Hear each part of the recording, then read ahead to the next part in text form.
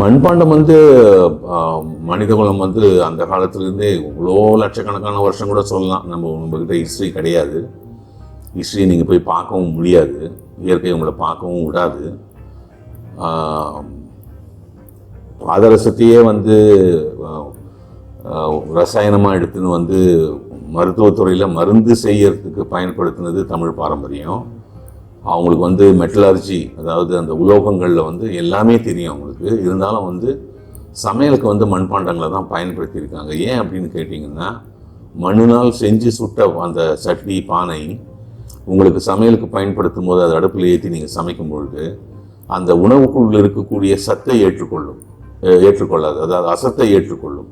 அசத்துன்னா தேவையில்லாத அந்த டாக்ஸின்ஸ், அசத்தை எடுத்துக்கும். சத்தை தீண்டாது.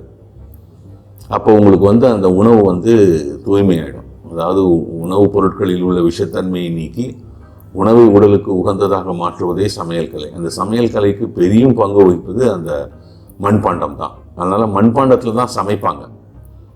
மண்பாண்டத்தில் சமைச்ச உணவு தான் உங்களுக்கு ரொம்ப நல்லாயிருக்கும். அதில் சமைச்ச அந்த அரிசியை அதுலேயே வச்சு உங்களுக்கு மீந்து போச்சுன்னா நீங்கள் தண்ணி உப்பு போட்டு வச்சிட்டிங்கன்னா அந்த பழுதுன்னு சொல்கிறோம் இல்லையா, அப்போ தான் அதுக்கு அந்த பழுதுக்கு நியூட்ரிஷன் வேல்யூ ரொம்ப ஜாஸ்தி.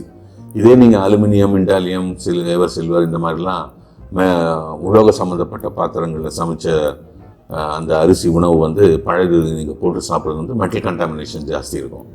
அதனால் மண்பாண்டம் என்றைக்குமே உங்களுக்கு ஒரு தூய்மையான உணவை கொடுக்கக்கூடிய ஒரு கருவியாக அமைகிறது. வணக்கம்.